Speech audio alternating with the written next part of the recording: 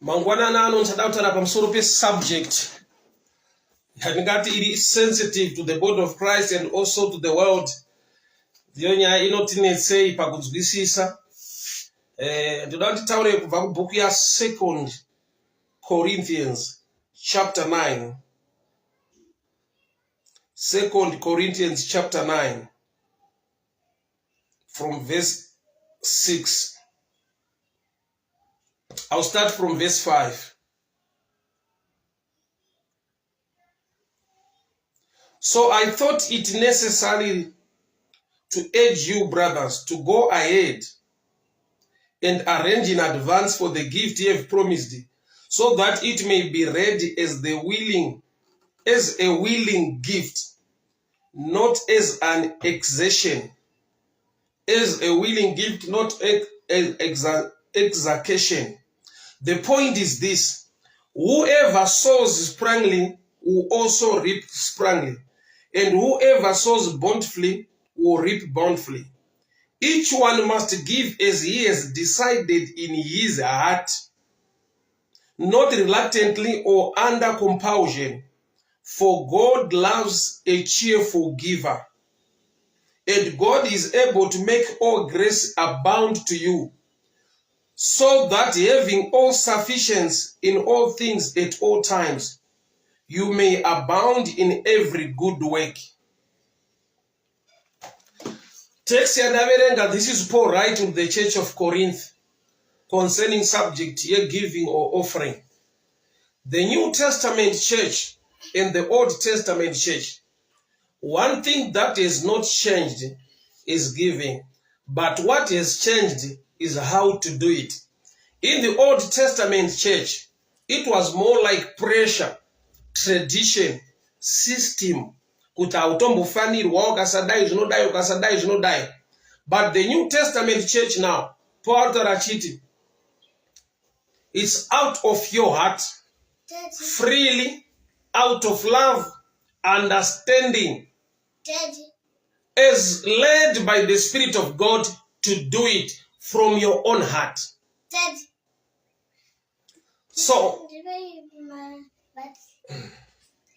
Paul was a tent maker, but he didn't want to deprive people an opportunity to give so that they can be blessed. There are many ways to minister unto the Lord. Like I told you last time about a week ago. You can give to the poor. You can give to orphans. You can give to the church, to the house of God, or to the man of God or the woman of God, as led by the Spirit of God. Mufudzi wemakwai une kodzero yekunwa mukaka nokufudza kwake makwai. Right. That is a right. But ndobva ndadzoka newe from the right. Doing the right thing ndechekuti appreciating, my wise men chakaita kuti vanzi vari wise. Jesus Mwari vakadanyika nekudaro ndokubva vapa Jesu mwanakomana wavo. So Jesus to the world is a gift. But my wise men pavakauya kuzogamuchira Jesu, they came with gold, with myrrh, with incense. Zvavari kuuya nazvo, vari kuuya kuzogamuchira chipo nezvipo. Vari kugamuchira chipo nezvipo. And something chiri unique chakaitika kwavari, they disobeyed the command ya mambo yekunzi kana mamuona muye nepano. Why? Because Herod was after killing Jesus. But my wise men vanga vasina kuziva zviri mumwoyo maHerod, asi Mwari vaiziva. So pavakasvika kuna Jesu vakamupa zvipo, Bible rinoti, then they were instructed by the angel to go back a different way, kuti vaende neimwe nzira isiri yavauya nayo. Which means,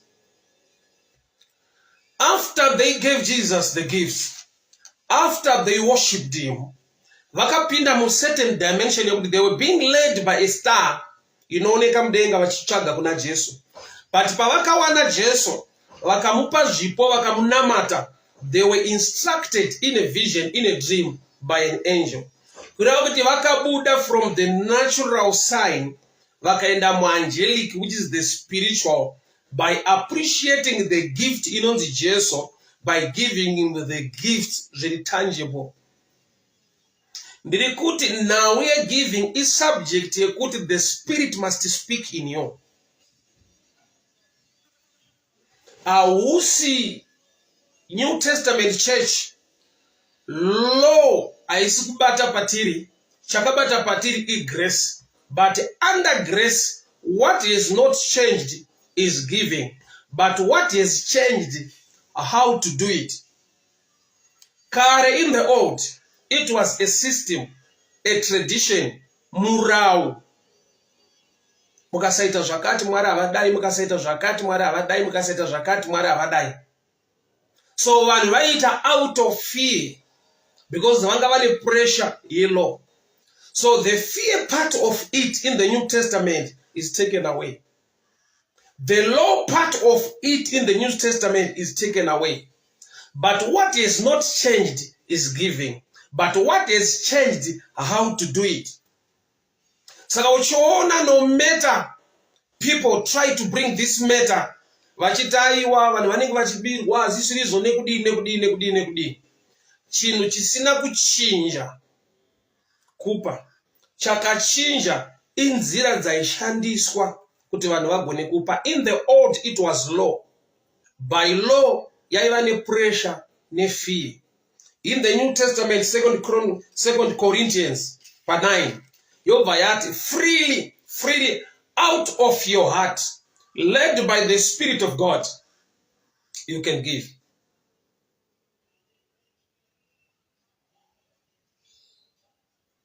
Why?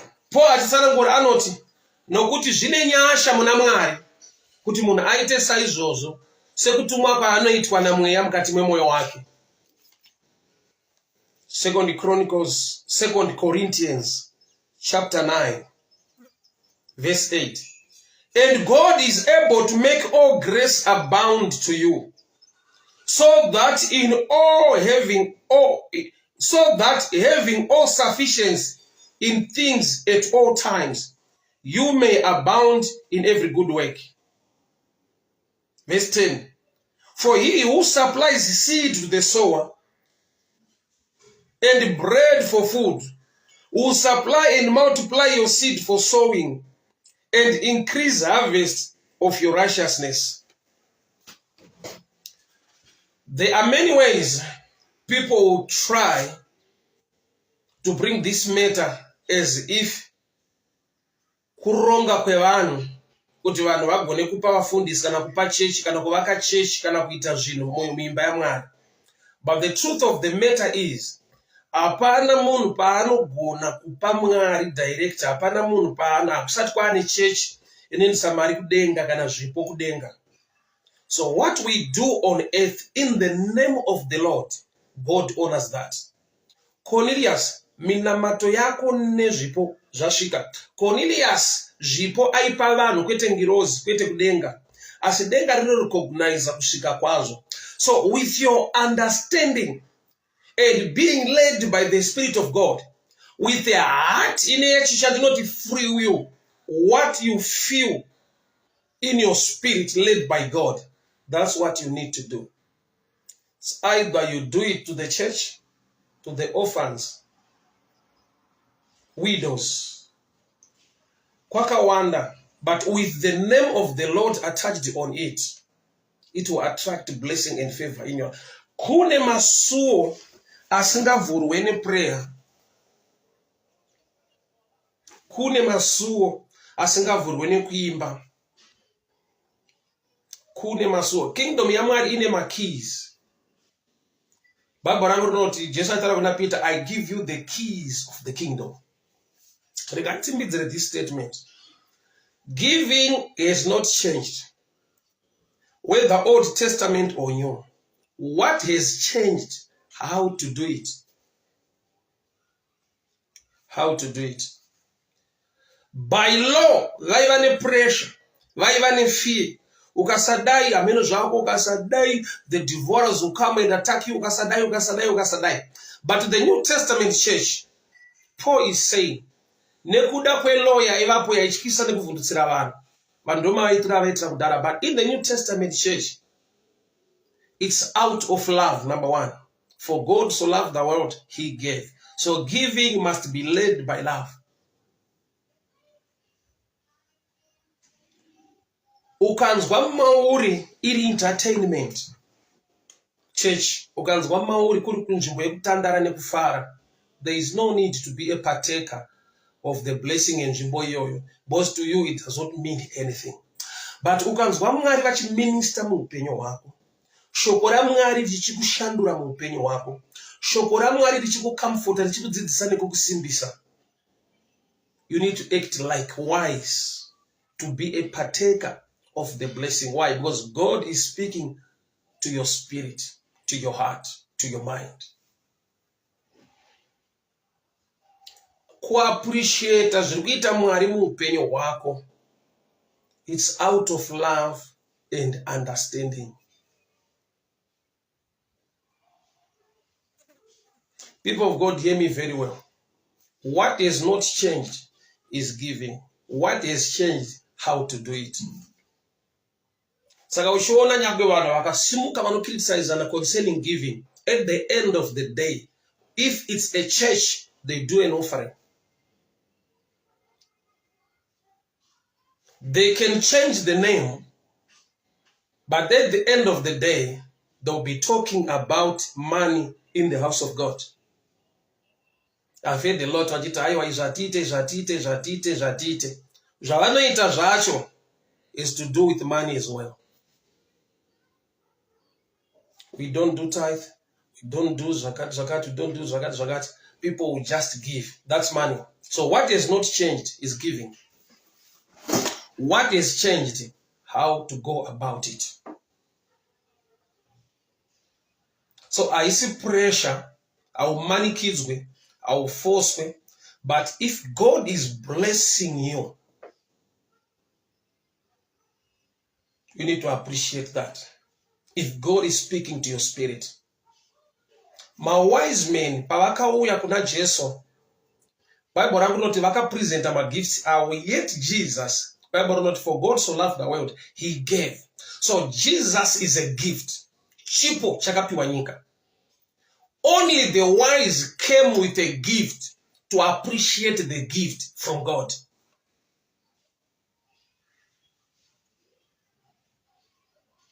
I've seen people who is mature, has been sent by God to minister into my life. Whether you pray for the person, but obviously we pray. But even if you don't pray for that person, obviously, pane zvaunonzwa muspirit kuti Mwari vataura nemunhu, munhu aita obedience, uye Mwari vane chavari kuda kuita muupenyu hwemunhu. I remember 2015, there was a man came to me, angane driving school, so ndokubva nditi, the Lord has sent me so that I teach you how to drive. So I went driving school, ndokubva ndaenda malessons, ndikanoita malessons ake, kusvika ndaenda kuVID ndikatora license. Ndakafoira about 3 times, 40th time ndopa ndakazopasa. I used a lot of money. I was even worried naye kuti nekufoira kwandiri kuita is losing a lot of money. I just need to pray for him. Ndokubva nditi, God said I must leave you with a license. Kune vanhu vane boldness pa dimension ye faith to an extent yekuti akatayo, don't worry about everything. God said I must make sure ndakusiya une license. Then the 4th time ndopa ndakabva ndapasa. He was married for almost 6 years without a child. Anobvira andiudza problem yake.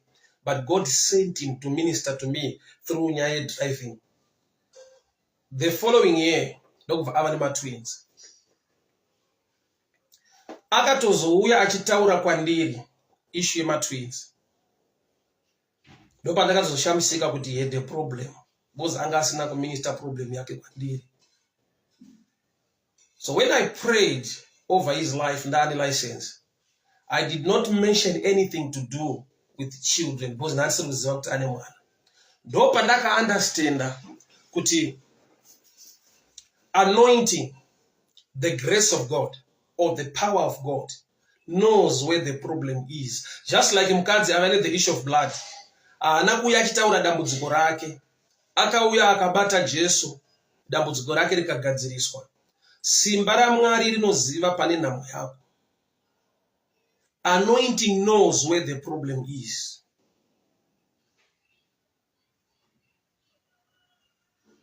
Prayer, fasting, and giving. These are 3 elements dzaunofanirwa kushanda nazvo mulife mako as a believer. Wekupa, kwekupira, nekudi, that's your personal revelation. But giving is a principle that attracts blessing. That has never changed from the old. What has changed, I see giving, but how to go about it. How to go about it.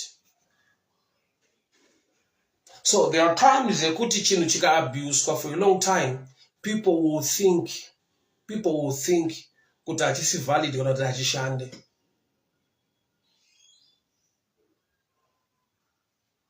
But the truth of the matter is, prayer, men ought to pray always. Pray without ceasing. Prayer is a lifestyle of a believer. Fasting is also a lifestyle of a believer. Not just by the systems of the church, 10 days, led by the Spirit of God, you can fast on your own. You can fast 1 day fasting, 2 days fasting, 3 days fasting, as led by the Spirit of God. So prayer, fasting, and giving, a lifestyle led by the Spirit of God. Prayer, fasting, and giving is a lifestyle of a believer. Or let me put it this way. Whether unakunzwa mwari wacho, do it mwari wacho wakunzwe. Maybe usikunzwa the urge to pray. So pamwe pacho, you don't pray because you feel it, but you pray to provoke something in the spirit. Giving is a lifestyle of a believer.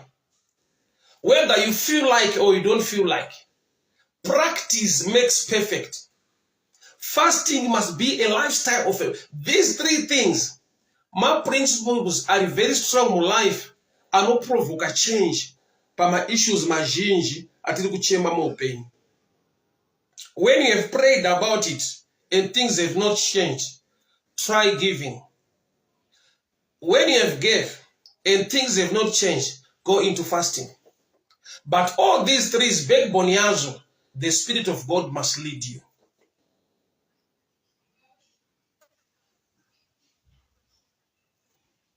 Jesu chipo chakabva kuna Mwari. As ari chipo, vanhu vaka celebrate, ma wise men vaka celebrate chipo nekuunza zvipo. And the Bible ndokubva rati vapedza kupa Jesu zvipo, an angel came to them in a vision, and they were asked ndokubva vakumbirwa not to go back the same way in Israel. Let me get a text here. Ndokubva vakumbirwa not to go back the same way nekwa Herod. Kureva kuti vakapiwa simba, the guts to ignore the instruction of the king because of the King of Kings wavaona uye nezvipo chavambomupa.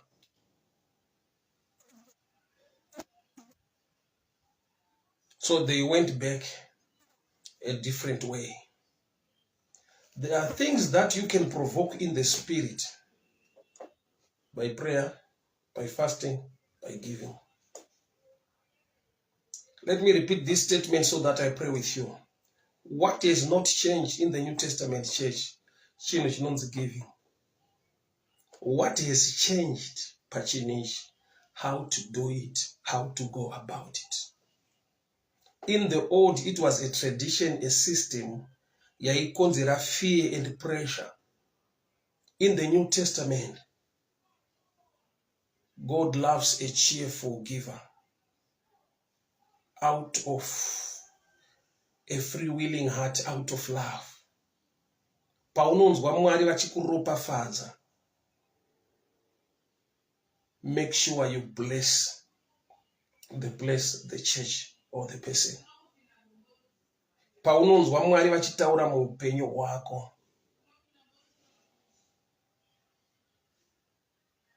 I've discovered this.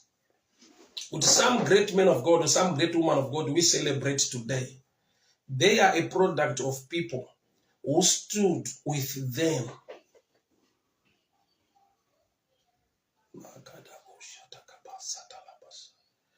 Patinonzwa nhau yaJesu yokupinda muJerusarema akagara padonki.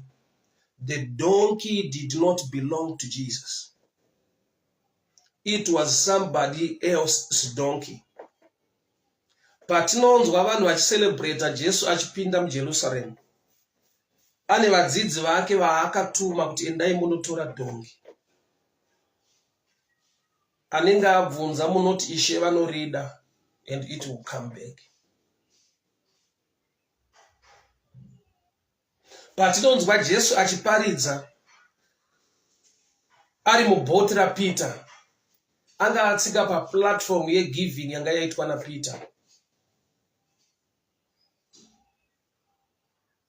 Patinonzwa munana waJesu panowanda chingwa nehove, there was a certain boy anga ane zvinhu izvozvo pamusangano, akazviisa maoko aJesu. So miracle yanga yakatsika platform yegiving, somebody gave 5 loaves and 2 fish. So backbone ye miracle is giving. Backbone ye Christianity, for God so loved the world that he gave. So giving must be a lifestyle. But in the kuti is not pushed in a pressure, in a fear, which manikidzwa, which manipulatwa. God loves a cheerful giver. Giving must be a lifestyle of a believer. Make a change in somebody's life. Gonawo kuita shanduko muupenyu mwe munhu angoziva kunaka kwaMwari.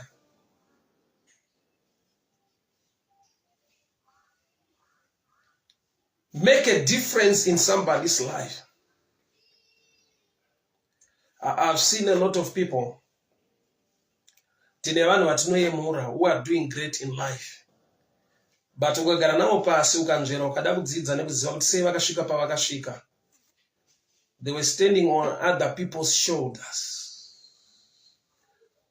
They were standing on other people's shoulders. You know, some people are great, but they lack the shoulders to stand upon. Some people in life, they are so powerful in what they do, but they lack people. They lack people in their lives. Nokuti vazhinji vatinoyemura, they are powerful, they are great. Vanhu vakatsika pamashoulders evamwe vanhu. Today we cannot see those people vakatsika mashoulders, but they can testify to you. Kuti ndisvike pandakasvika, I met so and so. So and so opened the door for me. So and so did this thing for me. And the blessing part of it, when somebody stands on your shoulders over other successful, the blessing will flow from the top coming down. So we sometimes vanotaura shona vanoti kuita chakanaka kuzviitira. Why? Because the one you standing on your shoulders today can be your help for tomorrow. Akatsika mabendekete ako nhasi kuti agone kutanha zvaari kutanha anosvikira paari kusvikira. Kana asvikira pazvinhu izvozvo, you become part and parcel of the blessing.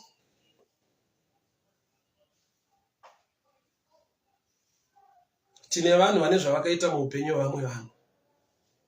Vanhu ivavo pavakaachieva nekusvika kwavakasvika, they became part of the family and of the system of blessing. Dai Mwari vatibatsira. Ndati kupa is a principle of the word of God, whether Old Testament or New. Kwekupa, it's a personal revelation. Saka zvinoita kuti uregere kupa inini, asi hazviite kuti uregere kupa nokuti uri muKristu. So giving me a choice, giving a principle, a lifestyle ya believer.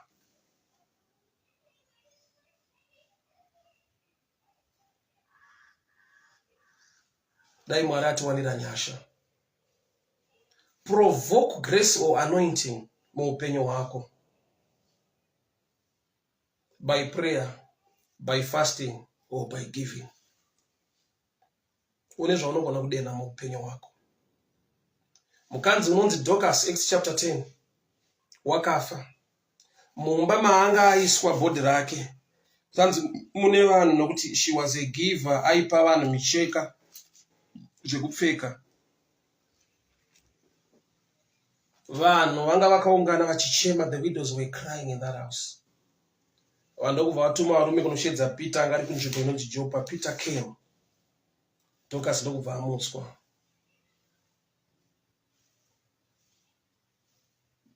Mabasa aDorcas ndo akacreate that faith in people.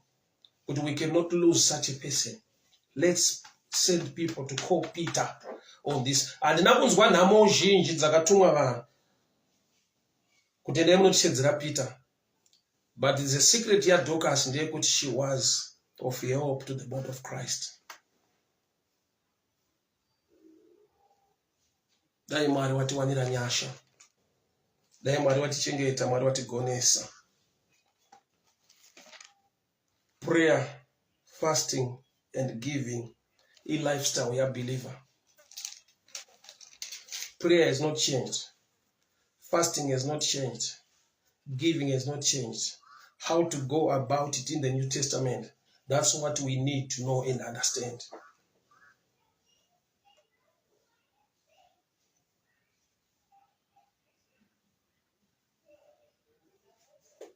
Because principle ya Jehovah is meant to bless people.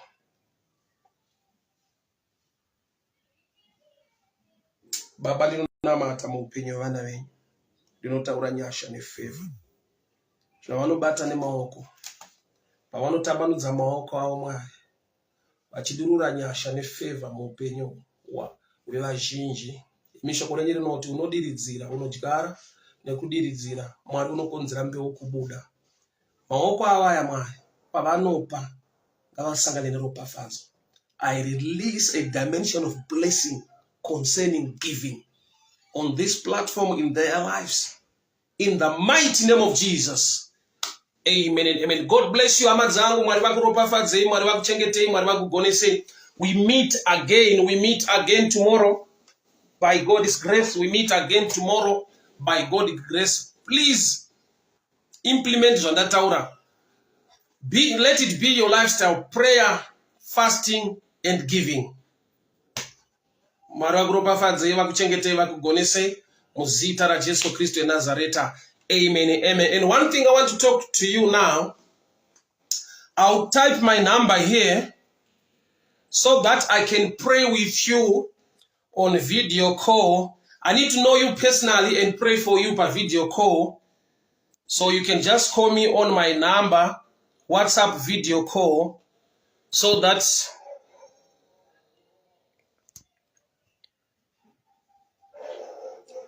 you can video call me. I see you, we see each other, I pray over your life.